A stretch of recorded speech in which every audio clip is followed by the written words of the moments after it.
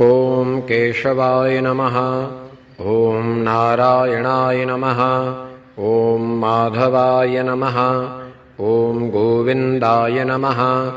ॐ विष्णवे नमः। ॐ मधुसूदनाय नमः। ॐ त्रिविक्रमाय नमः। ॐ वामनाय नमः। ॐ श्रीधराय नमः। ॐ ऋषिकेशाय नमः। ॐ पद्मनाभाय नमः। ॐ दामोदराय नमः। ॐ सङ्कर्षणाय नमः।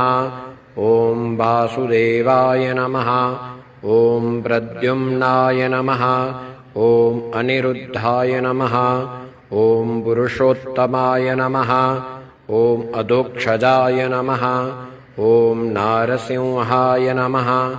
ॐ अच्युताय नमः। ॐ जनार्दनाय नमः।